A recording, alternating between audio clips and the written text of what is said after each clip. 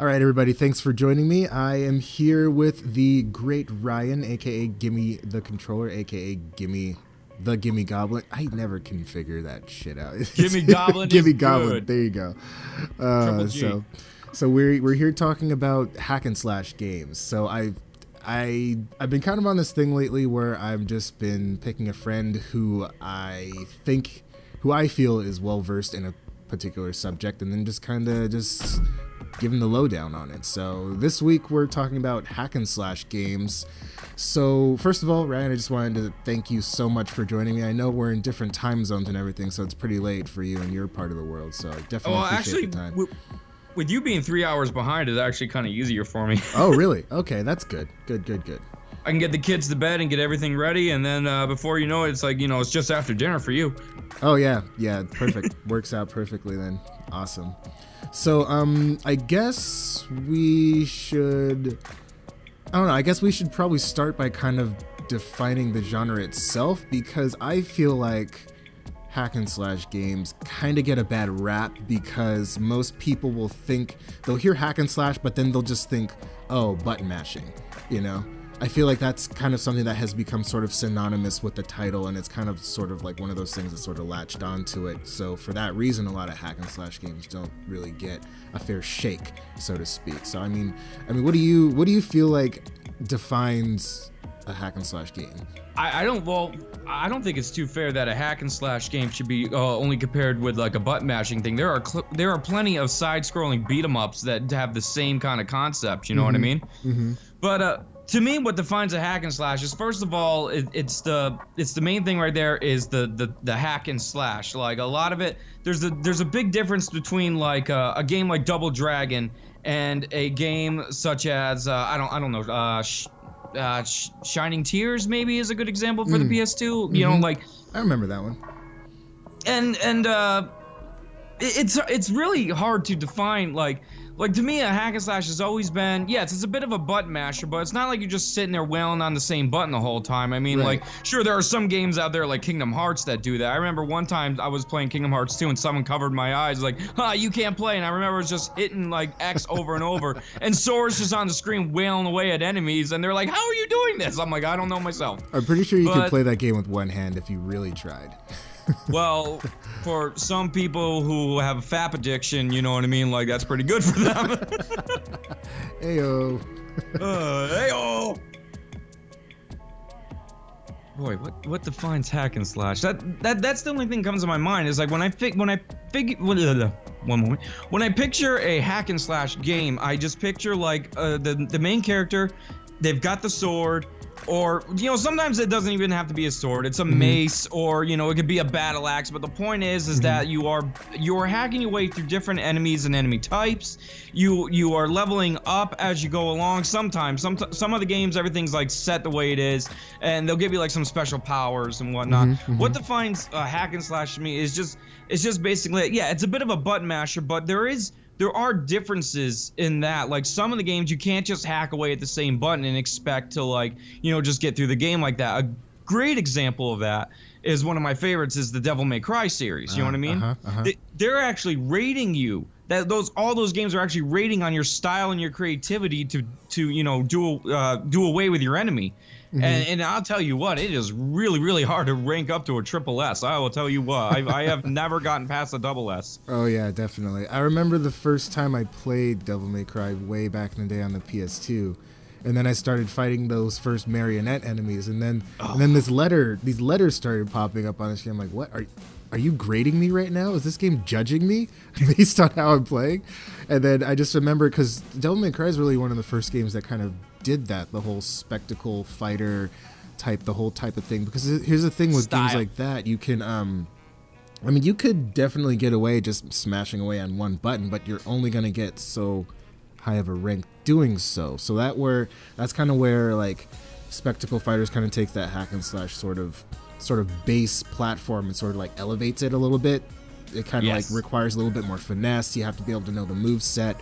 There are like different moves. If you hit like, light punch or light attack a certain amount of times, it'll unlock more combos as you do different button combinations. So just as far as just what actually defines it. I feel like there's a few like really basic things that define the genre, and one of those is just having lots of enemies to kill. Oh yeah, that's definitely one thing. You definitely need meat bags to just hack up. That's rule number one. Yeah, I think they call it like cannon fodder or something like that. But there's that, and then there's some degree of repetitive movements. So like, you have like your basic attacks, which you pretty much use to, dispatch like weaker enemies and stuff like that. And then just there's that, and then there's just some sort of like kind of progression, I guess. It's just like, fight a bunch of enemies, move on, fight a bunch of enemies. I guess the best probably example I can think of that kind of boils it down to that real basic sort of aspect is like Dynasty Warriors. Like that's definitely like hack and slash, kind of mindless. You can definitely just like go through that game and just like mash one button and you can probably like win the whole like mission or quest or skirmish or whatever it is. So I remember Dynasty Warriors, and I agree with you on that, but there are a certain point where like you will want to like I remember when I first played Dynasty Warriors, there was a friend from work when I was 14 years old invited me over to his house to play it, and like and after a while you start unlocking some really crazy moves, and that's where I think the genre evolves. Like you can't just keep repetitive mashing the same button. After a little while you're gonna like it's gonna unlock stuff, and then you got to be able to the hardest part sometimes in a hack and slash game is trying to remember the combos in your head. Now in a game like God of War, you can literally just like switch between buttons, like XX, like triangle, square, square, triangle, and it's like you're unleashing hell. But then there's games like what I was just playing like not too long ago today, which was the Devil May Cry remake DMC, and which it's like you really gotta like remember like what buttons to hold to do where to like switch your weapons and like to make some insane combos, juggling your enemies in the air, keeping them in the air, and then slamming them down with some finesse, and then following it up, and oh man, it's like, and that's where it breaks the stereotype of just being a button masher, because you are mashing buttons, but you're doing it in a sequence, and you gotta make it look good. It's all about it. Oh boy, it's all about just making it look incredible and epic and making you feel like Urgh! And one of the things that comes down to me is that like when it comes to certain hack and slash games is that for me the faster it is the better it feels. Like we're talking about games like once again Devil May Cry, but we're also talking about games like Metal Gear Rising Revengeance. We're talking about Yaiba Ninja Gaiden Z or Ninja Gaiden in general. We're talking like fast-paced, like dodge move, Darksiders even, you know what I mean? Like actually to me Darksiders feels just like a little slow at some points, you know what I mean? Like it's not as fast as the other ones. I like the fact that when I push the button it's reacting immediately to my hit, and it's not like I pushed it twice and I'm still in the middle of like finishing that first swing, you know what I mean? Like and that's where it becomes button mashing to me. So if you're gonna do one properly, I feel like it has to be really, really fast, really Yeah, just in out of that those few examples you were listing, I feel like Ninja Gaiden kind of fits into that perfectly almost. It kind of has that sort of, because I remember the very first original one for the original Xbox. I remember when that first came out, I was like, oh man, this is so awesome. Like I'm a ninja, or like Ryu Hayabusa, like yeah. And then like you go through like the kind of like training part, and then like after that, then it's just kind of like they just kind of throw you into the deep water with all the sharks. And it's just like that game, like it's all about timing. You have to be able to time your dodges. You need to be able to know like which weapons are more effective against certain enemies. And then there's that whole like black spider ninja clan, which would just jump out of nowhere and just randomly just like wreck your shit if you just were not like, if you weren't expecting them, obviously. And if you're not ready for them, then you're gonna have a bad time. But also you have to, they're a little bit faster, a little more nimble. They're if anything, they're just as quick as the player character Hayabusa. So it's like you have to. There's definitely that whole reaction time aspect to it. So I feel like that's another thing like the hack and slash kind of like helped evolve. That's one aspect of gaming that it kind of helped to evolve, is that whole kind of reaction time. Because you know how like with Call of Duty there's like the twitch shooters where it's like all about reaction time, but it's more of like a point and like shoot, aim and shoot sort of thing. Like with this it's more of like a, hey, you're surrounded by a bunch of dudes, like what you have to, first of all you have to figure out like the best order to take them down in, and second of all you need to be able to not get hit by anybody, because especially when you get into higher difficulties it's like, just a couple of hits and you're done, so difficulty spikes like that, like what you're describing, like they are like one of the major causes of rage quits sometimes, because you'll be going through it, you'll be like, ha, I just killed 50 of them and like I barely took any damage, and then you get into another area and next thing you know you're being swarmed and you like die within like 10 seconds and you're like, what just happened? And you know, another thing about hack and slashes is like if they introduce a new enemy type, a lot of the times they won't really like warn you. They just like have this new enemy and then it's all of a sudden it's doing something different. Like you could be fighting like, you know, just a bunch of just like random like scrubby dudes, and then all of a sudden you come up against like a new enemy type that actually can grab you and hold you into place while the other guys are like beating away at you. And then all of a sudden it's kind of like the whole game just kind of like shifts from that point, you know? You go from like being able to freely like dodge between these guys to having to watch out for these dudes who can just stop you in your tracks, you know?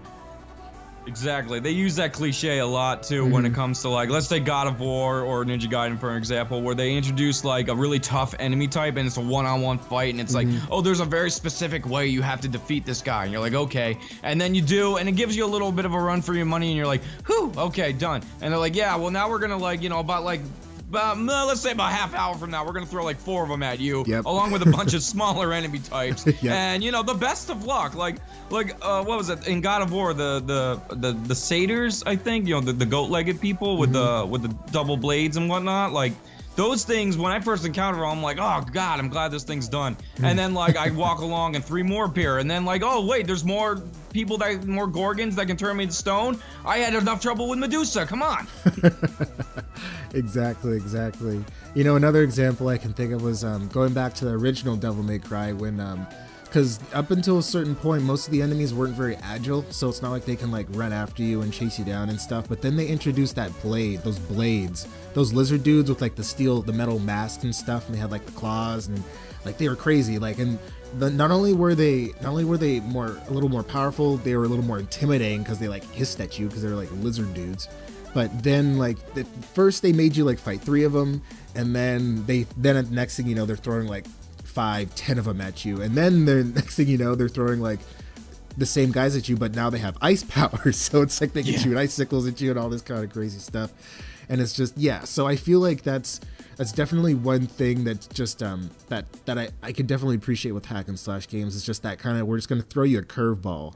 And it's like, and then some of the best ones got to keep you on your toes like that. That's part of the challenge. You know what I mean? It's like, okay, this works for all these enemies, but this guy, it's not going to work for. I really got to change up my game, and that's supposed to evolve you, you know, as like a better player and adapt to that situation. Or you're just going to end up throwing the controller against the wall and going, oh, I'm returning this to GameStop. Fuck this.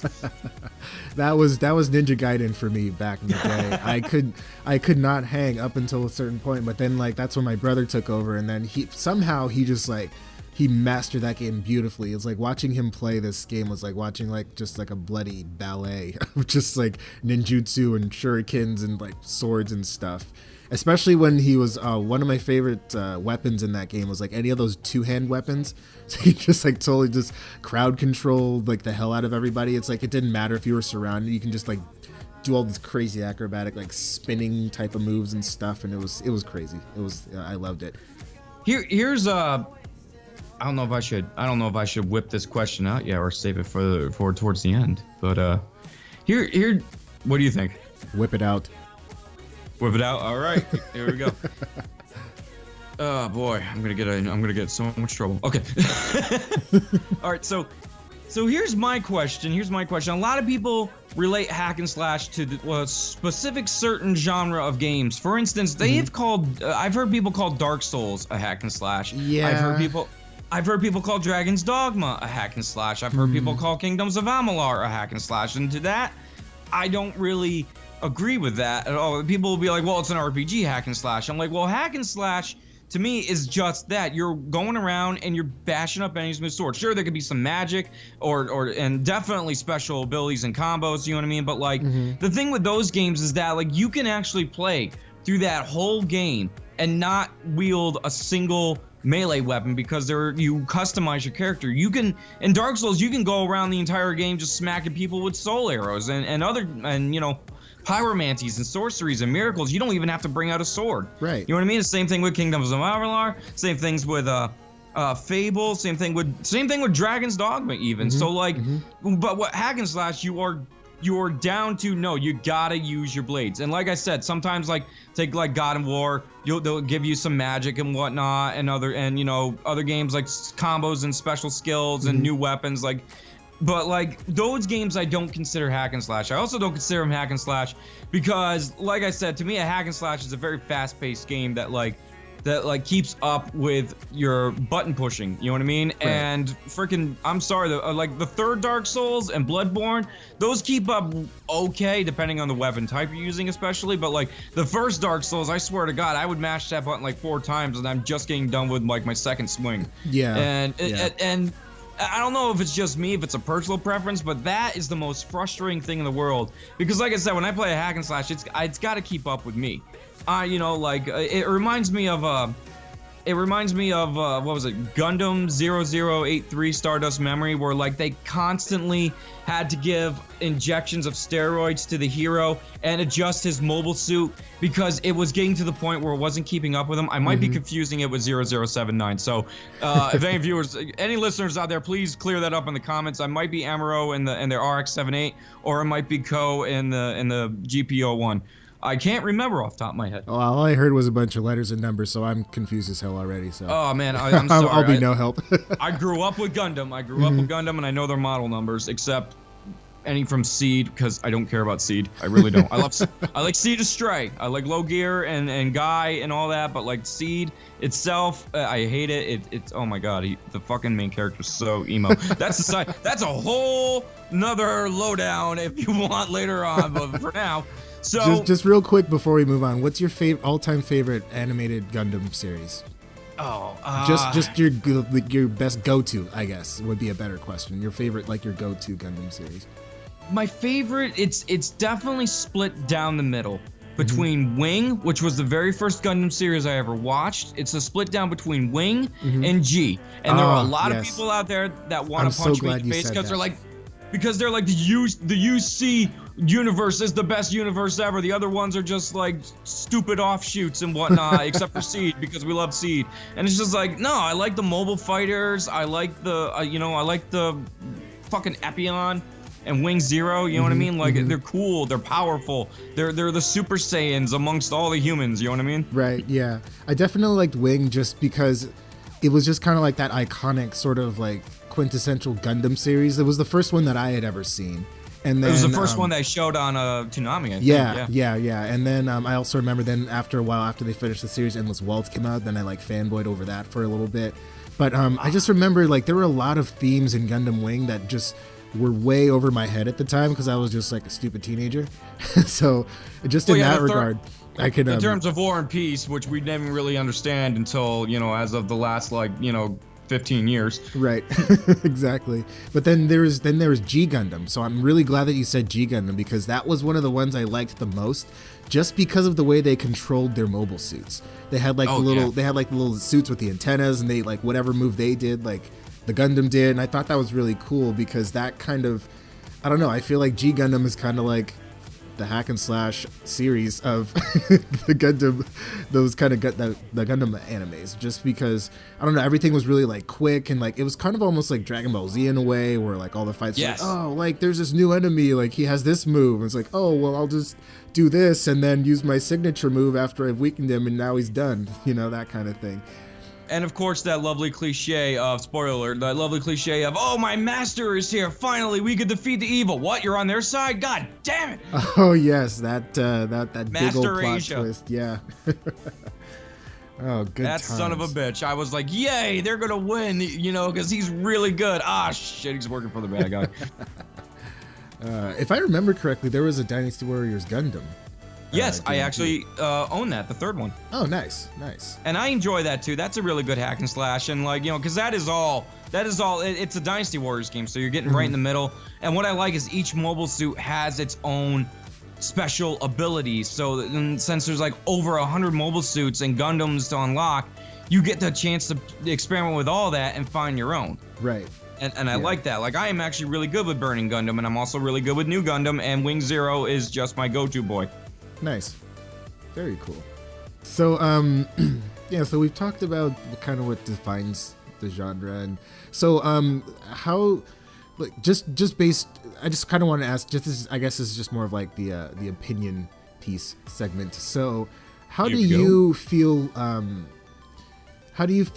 that hack and slash genres are, the hack and slash genre is sort of pushing gaming forward, or kind of like innovating and kind of like sort of innovating the genre itself? Like how do you think that can be done moving forward? Because obviously, you know, if you make one certain game type and keep replicating, it'll get boring after a while. So you got to have something that keeps us coming back, that keeps it fresh, keeps it new, keeps it interesting. Exactly. So what are kind of your thoughts on that?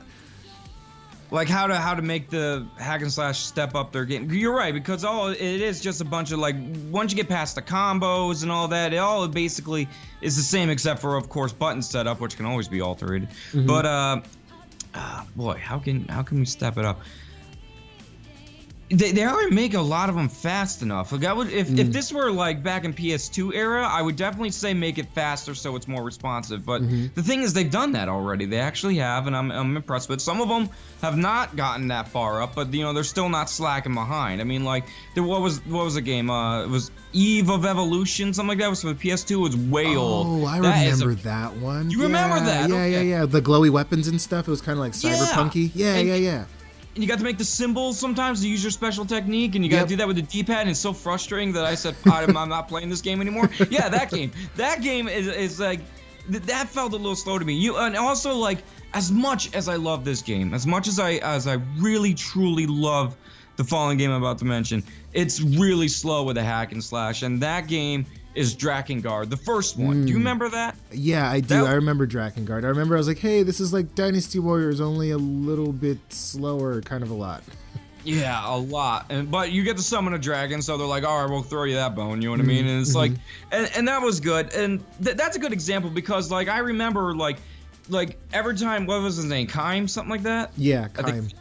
Kaim. Every time he would swing, you would have to, like, wait for him to finish that swing and then follow up again to do your combo, and it was just way too slow, because I'm trying to, like, mash buttons, and he's just doing, like, simple boof, boof, boof, you know what I mean? And, like, and so, you know, and, like, oh no, you gotta wait for him and follow up, oh, now it's glowing, now you can hit triangle and do its special boom move, you know what I mean? And then, like, each weapon, that, as much as I love that game, I used to, like, put my headphones on, crank Dragon Force, and just go to town on all the enemies. Go do the fire and the flame, I carry on, and it was amazing. But it was just way too slow, and so was Eve of Evolution, and that's one of the things, like, back then, if you were to say, like, how can they step forward, it's like, make it faster, make it a lot faster, make it a lot more responsive. They've done that with Devil May Cry. They've definitely done that with Metal Gear Rising. That game is really fast-paced, and I'll tell you what. Now Metal Gear Rising, though, they did something a little different. Now, with most of these games, you get a block button. Oh no, the enemy's about to hit. Just hit this button, hold it down for a second, boom, it's parried. You're done. You know what I mean? Now you can follow up with a counter. Metal Gear Rising, what they did is that if you want to parry, you have to aim your thumbstick in the direction of the enemy as he's swinging down and hit square at the same time. Timing has to be precise and perfect. It is great, and it is rage-inducing sometimes, because there are enemies that are like, I'm gonna hit you unless you can block this attack, and then you are off by a millisecond and they kill you, and you are just fucking flipping out. I know that for a fact. The first time I ever fought Blade Wolf, that's exactly what happened to me in that game. So basically, in quicker character animations and shorter kind of I guess input windows, because I guess what a lot of hack and slash is especially if you want to do certain combos, it's like once you do, like, you know, 3 light attacks, generally with most hack and slash games, you have, like, you know, like either like 1 to 2 seconds to hit a certain button to do a certain attack. So I definitely would have to agree with you on that. Just simply because hack and slash, for me, things have got to be quick. Things have got to be fast. Things have got to be just coming at you, and then you just got to have to be able to adjust and have a lot of situational awareness. And most of all, pardon me, reaction time. Like, if you have shitty reaction time, then you just, like, some games you just might as well not even bother to pick up and play. And so I feel like with some of those games that you mentioned, with the slower attack animations. I feel like that was kind of their way of trying to kind of artificially increase the difficulty, because it kind of makes you have to slow down your brain and like think a little bit more. It's like, okay, so this particular swing is going to take like 1.5 seconds. So I have 1.5 seconds to come up with my next like 2 or 3 attacks. So that sounds like Dark Souls to me. Yeah, perfectly. which I don't feel like Dark Souls really fits in that hack and slash genre. I mean, you can button mash in that game, but like you're gonna die. Yeah, exactly. That's one of those games you have to actually think in order to survive. And you know, most hack and slash games is like it's like you said, they're fast, they're quick, they have that quick sort of pacing. So. But and they could keep up with no matter how you play. If you're not really if you're a slow masher, which sounds kind of dirty now, I just heard that for myself. If you're a slow masher, like the game will keep up with you. But if you are really fast with your thumbs, then the game can keep up with that. So that's good, because if it can keep up with a very fast pace, it can also keep up with people not as quick like that. Like, and just to give an example of that, like there are people in Mortal Kombat that can whip out the fatality in like 2 seconds without even looking at the controller. Well, there are people that are like, there's too many, and there's short amount of time. If there's one thing also I've noticed with the same thing that they follow with some genre, starting of course with God of War, it's the quick time stuff. Oh yes, quick time events, yes.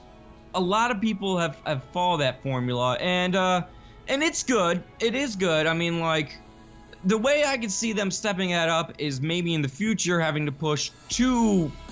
This sounds weird. Having to push like 2 buttons at the same time in a sequence, and of course it's always randomized. Some of those sequences in God of War, you know what buttons you have to push because it's already planned out. Whereas with others, like when you defeat a common enemy, it's like, oh, I'm pushing X this time. Last time I had to push triangle. Okay, so it goes like that. Okay, I forgot my point. We're still loading. So you can upgrade with that by having to do like random sequences of both your thumbs, so that way your attention is diverted into 2 areas. All right, you like usually I set my thumb in the middle of the what do you call the pad to the what would you call the pad to the right with the numbers or the letters or the shapes? Face buttons, I think they're actually called. Face button. Yeah. All right. Well, yeah, I think that's right. Like I usually hover my thumb within the center of the face buttons, so I'm right. But if I had to hover both my thumbs within the directional pad or the stick and the face buttons, that could throw me off. That could really raise my attention to awareness and what to do, and like to actually think and do it instead of to fight the reflexes people normally have, where it's like they're sitting there going like, okay, oh right. Oh, up. Now it's going to be oh, left. No, triangle left. What? Yeah, I can see that. Just kind of like having more like randomized inputs for QuickTime events. Because let's face it, QuickTime events, I feel like, when was the first time? My first experience with QuickTime events was actually Shenmue, I think. That was one of the first games to do it. And I was like, oh man, this is cool. It's like, really? Testing your reflexes and like, this is neat. And then after a while, I started seeing it more in games and stuff, and then I'm like, okay, this is getting old. Come on, guys, you gotta figure out something new. See, that's where the next step of evolution is. Now, if I were to, I'm not saying take QuickTime away, but make it a little bit more, make it like I just said, make it a little bit more, what's the word? Like, easier to access. A lot of these great finishers come from like sub bosses or big bosses. Like make it so you can do a specific combo that will allow you to do that. Now I think something similar to that would be Teenage Mutant Ninja Turtles, Mutants in Manhattan, where if you can dodge the enemy's strike at the last second, you will move behind them and get a chance to push the B button, which you can hop on them and bash them in the head for free hits. And also, they're so busy trying to get you off their head that your allies are actually getting some free hits in as well. So that's like a good reward, you know what I mean? But like, I guess what I'm saying is like, give more opportunities for that in basic battles, I think is what I'm trying to say. I'm trying to say like, people like good finishers, okay? Right. I think that's what's really popular about like Mortal Kombat and games like Injustice and Bulletstorm, is that like people like good finishers that they don't have to wait for like a big guy to show up to be able to do. They want to do on common enemies. And And one thing too, and I'm looking at you, Darksiders, the first one, I really am, is that like if you get the option to finish off any enemy with a simple push of the right button, whether it's B or O or wherever you're playing on, like do more than like 1 or 2 finish animations. Get like a good, I know it's a lot of work, but get like a good like 3, 4, I mean 5 might be pushing it. If you can do that, that's great, that's awesome, I will play that game. But like there are like small enemies in the first Darksiders that like I would just hack away and be like push B, and I would either decapitate the thing or toss it in the air and eviscerate it, and those look awesome. But like after a while, since it's the only 2 and you'll get the same one repeating itself like 7 times, you're like, all right, do something else, like shish kebab them or something, and then smack them against the wall, you know what I mean? Right. Like we need more variety in hack and slash when it comes to finishers of like even the common enemy. I love in Metal Gear Rising how like you can go into blade mode at any moment and just literally chop up your enemy however you like them. You could just do like a quick 3 slices and grab that power core, or you could totally vichyssoise that motherfucker into tiny little pieces that you will put in your miso soup of victory and be like, yes, you know what I mean? You like that one? Yeah, definitely. Miso soup of victory. Oh, brilliant! I might have to use that sometime. It's all yours. Fantastic. So, so we're already kind of going in that direction. So so if somebody just knocked on your door one day and was like, you know what, Ryan, I've heard about you. I have my own faith, and I would like you to go away. Let me finish. Let me finish. Go ahead. Go ahead. So he knocks on your door, too. and he says, Ryan, you know, I've heard about you. Give me the controller. Like, you do the hack and slash thing. You're brilliant. I love you. Here's an unlimited budget. I want you to create the greatest hack and slash game ever. Like, what would you include in this game that would be like kind of the quintessential hack and slash experience? Wow, that's a great question. In other words, dare to dream, buddy. Dare to dream. Oh man. Well, I wouldn't really know what it would be about. So, and obviously, well, forget about the plot. I'm just talking about really like kind of like gameplay, they're just like mechanics and stuff. Oh, they're just basically like pitch us an idea for a hack and slash gameplay mechanic. Okay. Right. Well, definitely fast paced. We've already cleared that up several times in this conversation. So definitely like it's got to be fast and it's got to be responsive.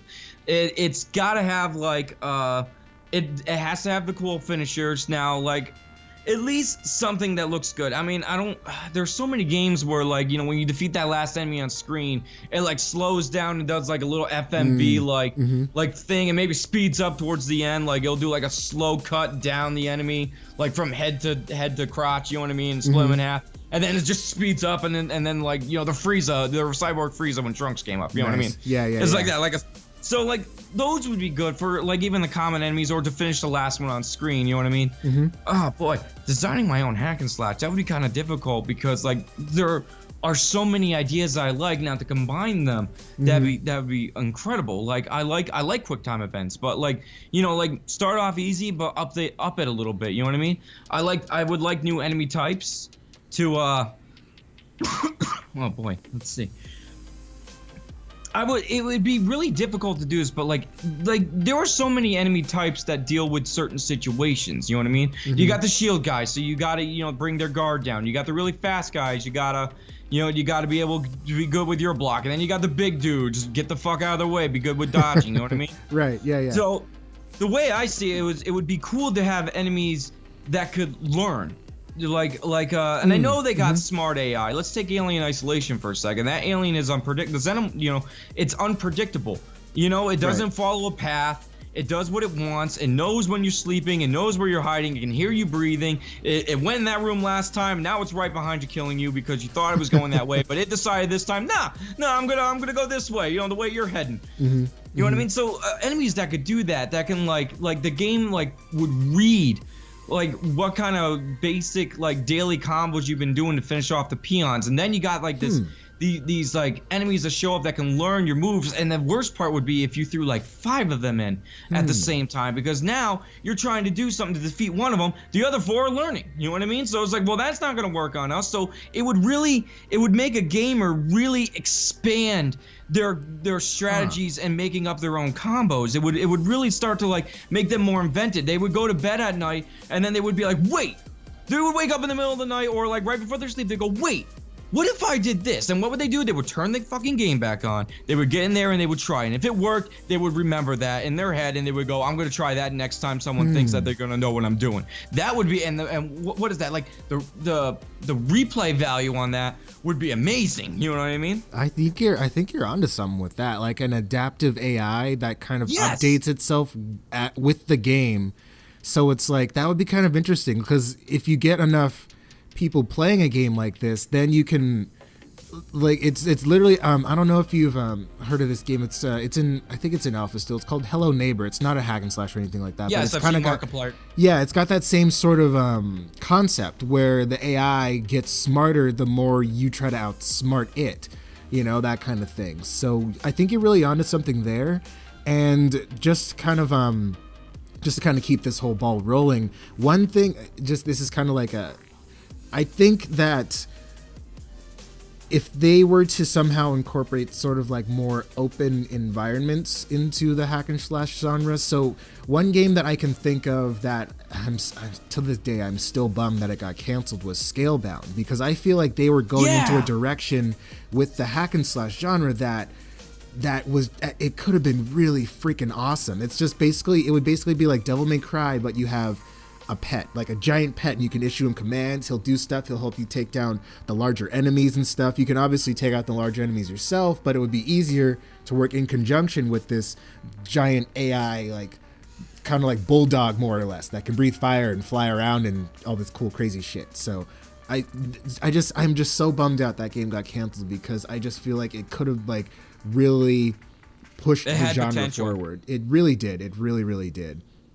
Poor Platinum, man. They always get the shit end of the stick. I swear to God. I think Bayonetta is like, I think Bayonetta was their only shining star, really. Yeah, because people still talk about that. There's Bayonetta, which actually got ported to. It got a PC port recently, and actually there was another Vanquish. Have you ever played Vanquish? I know of it. I have not played that, but I do know of it, and it looks really good. It's kind of like, it's definitely like hail of bullets kind of game, because like I can see the hack and slash concepts in it, but you know, once again, you know, hack and slash is up close and personal melee at least 90% of the time, whereas like Bulletstorm is all guns. But like, I like the fast pace of it. It does remind me of a hack and slash. It does remind me of like Metal Gear Rising. Yeah, that's another game that they had developed, I believe, and that's getting a PC port pretty soon, so that's pretty cool. But yeah, just so I mean, it's just from what we've been talking about, it just sounds like you just kind of need to, just in order to kind of improve the whole hack and slash genre, you kind of have to just put more game into it, essentially. Right? Give the player a reason to come back and play it, because hack and slash, I feel like that is one thing that you kind of have to rely on, is replay value. So if you don't have replay value, obviously there's no reason to replay it. That you just played through it once and was like, okay, that was great, take it back, trade it in, whatever, that kind of thing. I never trade my games. I never return, unless it doesn't work. I never return my games, no matter how bad it is, because I've made a commitment.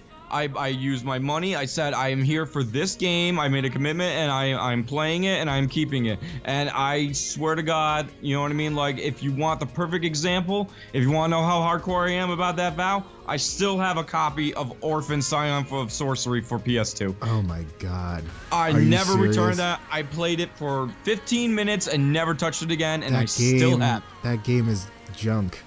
It is. It is the worst. I bought it. It's a terrible game. That was that day I learned not to buy games just based on the cover. I was like, oh, this guy looks edgy and cool, yeah. And then I actually started playing it. I'm like, what?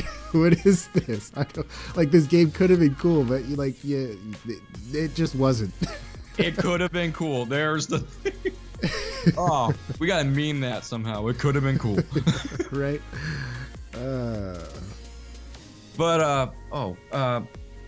Here's just a quick question. Would you consider like Mega Man X4, 5, 6, 7, 8 when you're playing at 0 to be considered hack and slash? Not many people recognize the side-scrolling aspect. You know what I mean? They just call it a platform. Like, it could be a hack and slash too. Take Dust an Elysian Tale for example. I'd have to say yes, because I feel like if anything, bringing 0 into the Mega Man X series expanded that platforming genre significantly, because playing as X and playing as 0, it's two completely different games.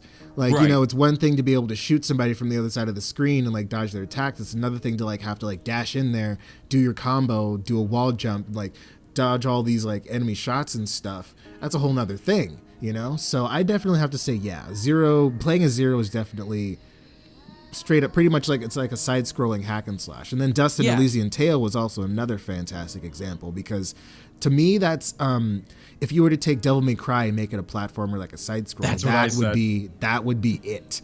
And those, oh man, that game is so fantastic. The animations are beautiful, the music, the effects. It's hard to believe that was designed and created by one individual. It's crazy to think about. Oh yeah. Dean Dodrill, I believe his name was, and he actually won a contest back in the day. It was a contest that Microsoft did. Sorry about that, my AC kicked on. It was a contest. I forget what the actual contest was, but it was basically just giving indie developers a chance to develop their own games for the Xbox marketplace, and he won. And I remember when they announced him as the winner, and then they showed like a short trailer of this game, like, oh my god, I have to play this game. But then it didn't come out for years and years and years, because it was literally just one person working on it. I think the only thing he didn't do was like some of the voice acting, of course, and then like the music. Everything else he pretty much developed on his own, which is nuts to think about. It is insane. Yeah, it really is. That's why when you said it was like just one guy, I'm like, are you serious? Wow. Yeah. Because like that game, I mean, it's not even like the thing is too. It's hand-drawn sprites as well. You know what I mean? Yeah. It's not like some 3D model or like some sort of like, you know, pieces of a character put together to like, you know, perform motions. You know, every button is like an animation. Every combo, every move. You know what I mean? It's like. And it's beautiful. It's sometimes I forget I'm playing. It looks like I'm watching like a really cool anime from, you know? Exactly. And those kind of games, I freaking love those kind of games. If you can trick my brain into thinking I'm watching like an animated like movie or a cartoon or something like that, then you have got my attention. I am the biggest sucker in the world for really good sprite work, let me tell you. Oh yeah. Genesis for life. Absolutely. Sega! Sega kids forever. Oh, hashtag. Oh yeah. So I mean, was there anything else you wanted to add? I feel like we covered a good amount of a lot of this kind of stuff. I just feel like you know, the more I talk to people about these different game genres and stuff, the more I realize that kind of the best way to kind of propel these genres forward and to sort of innovate the genre in gaming is to combine them. You have to take aspects from other genres and implement them in order to make things interesting, you know? Because, for example, like if you know, a hack and slash is a hack and slash, but if you start adding like RPG type of elements, it's like, okay, the more you beat people up, the stronger you can get because you gain experience and you can buy more moves, you know, different like items you can buy, even if it's just like character customization, things like that. Like I feel like you're seeing a lot more of like these kind of things in just a lot of games. They're all just kind of starting to kind of like mash together in like a beautiful way almost. Right, everyone's taking a little bit of everything these days. They're borrowing concepts and whatnot, but like to be able to combine a bunch of them would be actually quite difficult, because you gotta remember, like you want to stay original, but you want to implement all these ideas, and there's only so many buttons on a controller. Take it from me, the controller doctor over here. You know what I mean? Like there's only so many buttons you can hold or do something in a combo. Devil May Cry DMC, the recent one, that one blows my mind sometimes because I forget like. I have, oh wait, if I want to do this, I gotta hold this as I push this, but then to switch over to do that, I have to let go of that to hold this and hold that. And like, and you know, like that's good, but if you were to like do a lot of stuff, like I don't see how you could get the blade mode from Rising with the witch time from Bayonetta with the, you know, while doing the weapon switching style things from Devil May Cry, it'd be so difficult. It would be an epic game. It would be the most epic thing I've ever played in my life, but it also would be very frustrating because I would forget what button does where and what I have to hold to do what. And like, I feel like that's their limitation. I'm pretty sure it would be easy just to take so many different concepts and put it into one hack and slash game. But to have you be able to comprehend and do that, that's the difficult part. There's only so much the human brain can you know, handle when it comes to that. And to the point where you're just messing up. It's like I said, it's like the Mortal Kombat fatality where you're sitting there like, back forward, back, no, wait, back forward. Why did you duck? Back forward. Okay, he just fell over. Yeah, go ahead and laugh at me. You get to live another day because I can't fucking do the fatality.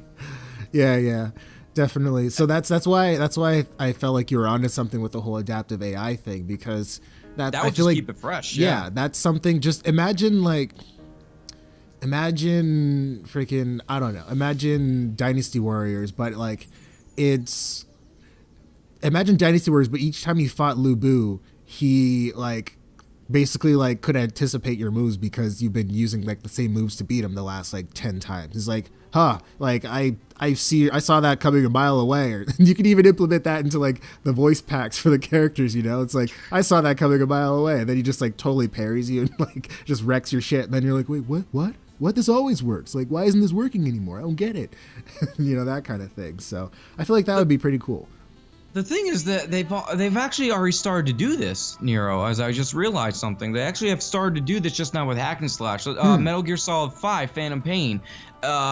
The enemy will adapt to how Snake keeps taking them down after a while. For instance, if you keep going in at night because, you know, their visibility's down, they'll start wearing night vision goggles. You start getting a lot of headshots off, they'll put on helmets. You know what I mean? They can start adapting to that rather well. You keep hiding in a box, eventually they'll just be like, yeah, what's a cardboard box doing in the middle of the desert? Get out of there. Yeah, they'll do that.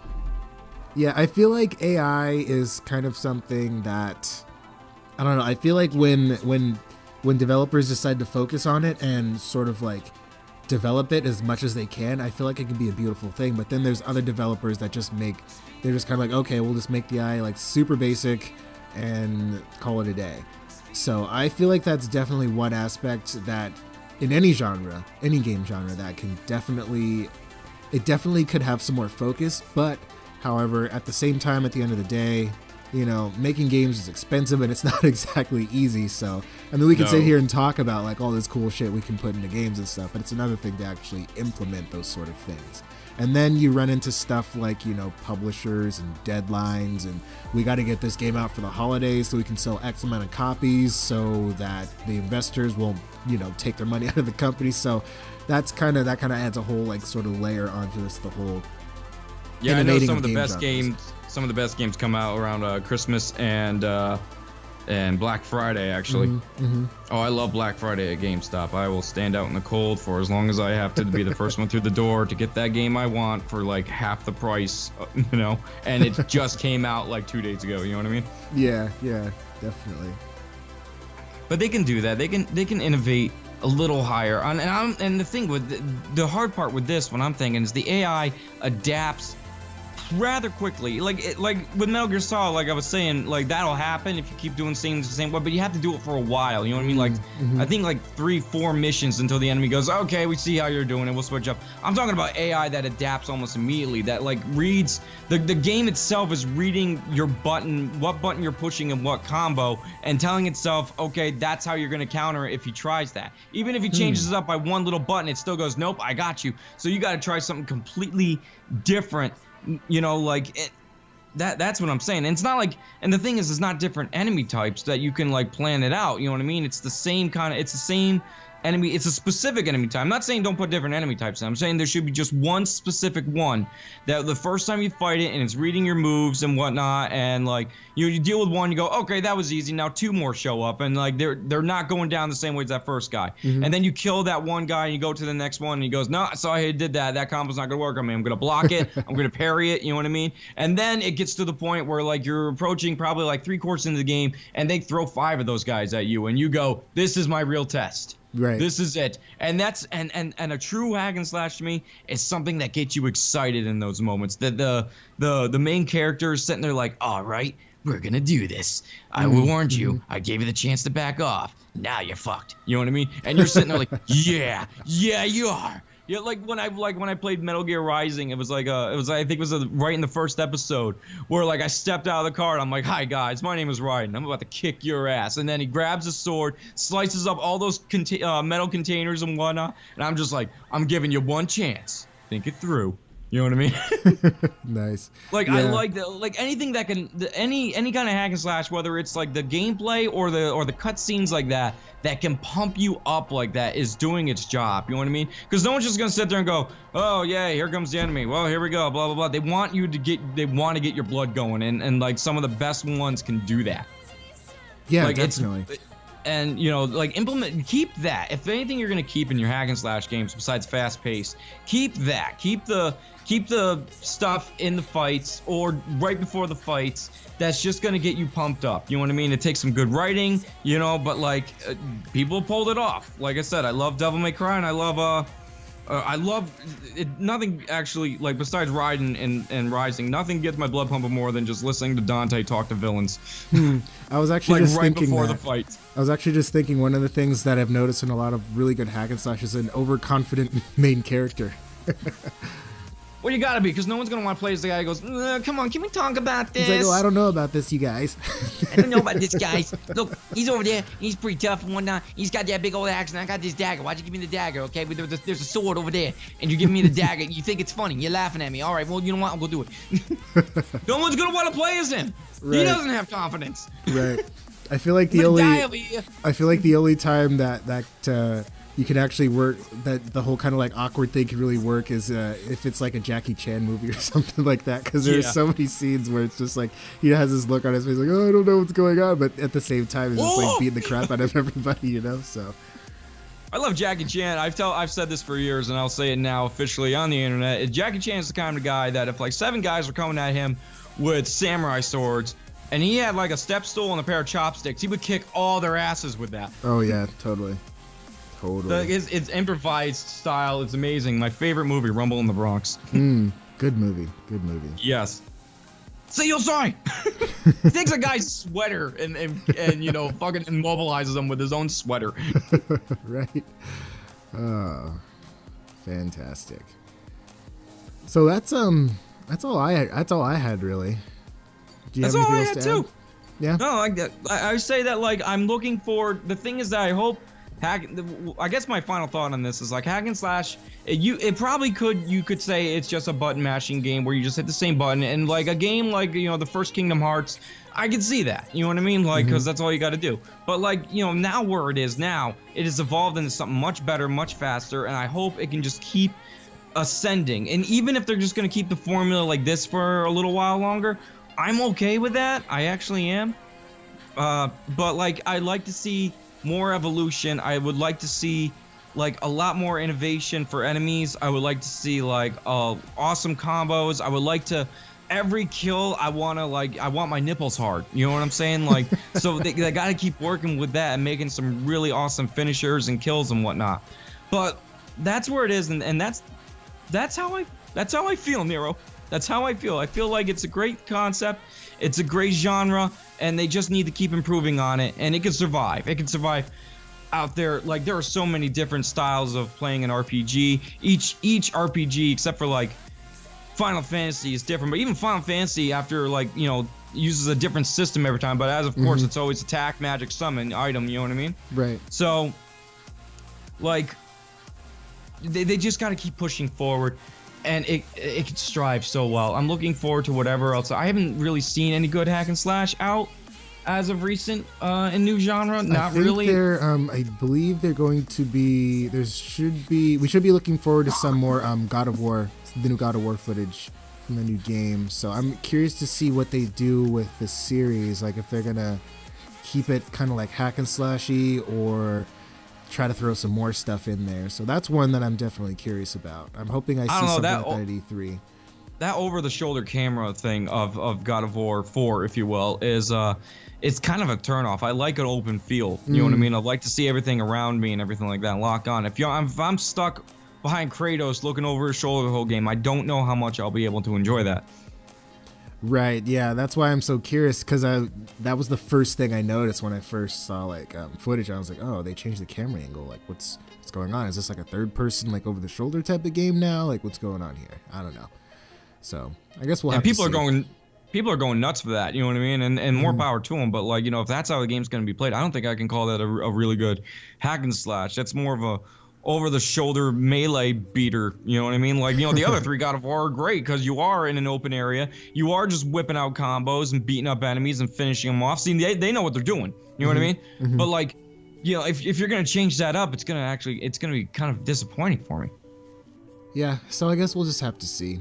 Are there any hack and slash games that you're planning to play in the future on your channel by any chance? I'm doing a thing, Boss Hunter. I'll be taking on a lot of bosses from hack and slash games. I'm still doing you know, as funny as it sounds, I'm still doing Salt and Sanctuary, although that can go on the list of like what could be hack and slash but isn't, because once again, it's like a Dark Souls kind of game where like you can customize your character however you want. So once again, you can go through the entire game without a sword and you could just use magic. So I wouldn't really, well, I don't know. I had a lot of hack and slash. I have Darksiders too. I wanted to play Shinobi really badly because that's like the original Rage game besides Super Ghouls and Ghosts. Yeah, that game is brutal. I remember that. The one for PS2, right?